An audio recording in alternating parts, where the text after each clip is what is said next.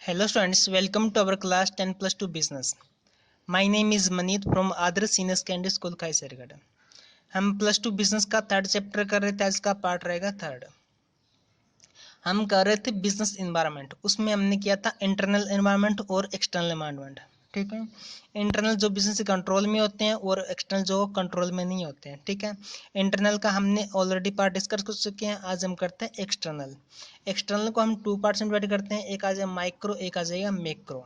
ठीक है, तो आज हम डिस्कस कर रहे हैं माइक्रो क्या होता है। माइक्रो होता है सूक्ष्म, जो छोटे लेवल पर है। ठीक है, तो वो कौन कौन से आ जाएंगे। पहला है ग्राहक।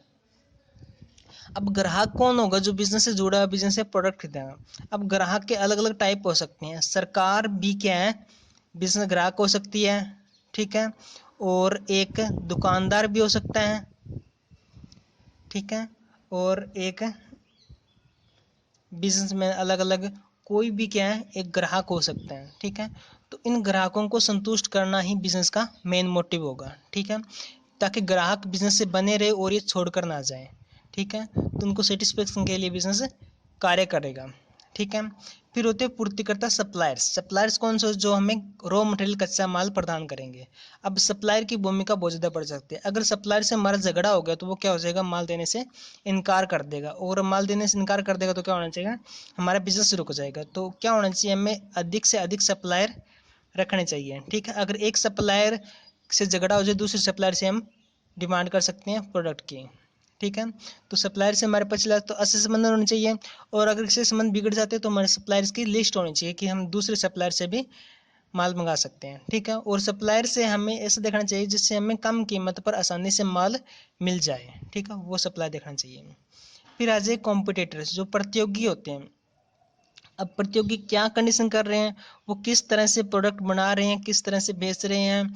ठीक है, क्या वो सेवाएं दे रहे हैं, क्या छूट वगैरह दे रहे हैं, तो उनका भी ध्यान रखना पड़ता है। ठीक है, कोई नई टेक्निक लेकर आए हैं तो उसके अकॉर्डिंग, ठीक है, कोई ऑफर वगैरह दे रहे हैं, तो कॉम्पिटिटर जैसे हाँ प्रोडक्ट बनाते हैं उनके बारे में, और वो जैसी मार्केटिंग पॉलिसी अपना रहे हैं उनके बारे में हमें ध्यान रखना पड़ता है। ठीक है, क्योंकि उन कॉम्पिटिटर को फेस करना है, हमें उनसे सामना करना है, तो उनकी हर बात के बारे में पता होना चाहिए ताकि उसको आसानी से फेस किया जा सके।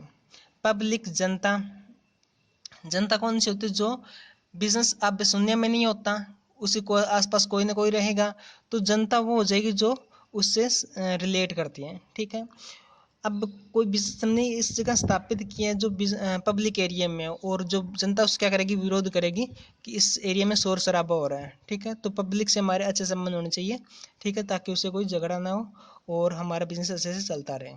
ठीक है, विपणन, मध्यस्थ, मार्केटिंग, इंटरमीडिएट्स, ये कौन से होते हैं, जब बिजनेस बहुत बड़े लेवल पर हो जाता है तो एक अकेला बिजनेस सब कुछ नहीं संभाल सकता, उसके लिए कुछ बीच में मेंबर चाहिए जो उसका प्रोडक्ट आगे पहुंचाएंगे। ठीक है, तो इसमें क्या होता है, एडवर्टाइजमेंट कंपनियां होती हैं जो विज्ञापन करती हैं। ठीक है, तो वो हो जाएंगे।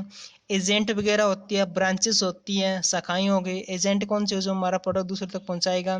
ठीक है, और दुकानदार हो गए, होलसेलर हो गए, रिटेलर हो गए, तो ये हमारे पास क्या है, मध्यस्थ आ जाएंगे। ठीक है, मध्यस्थों से हमारे अच्छे संबंध होने चाहिए ताकि हम प्रोडक्ट आसानी से बेच सकें। ठीक है, तो ये था हमारा सूक्ष्म या micro environment of business, external के अंदर आता है। ठीक है, आज के लिए इतना ही, आगे हम इसका मैक्रो का पार्ट करेंगे।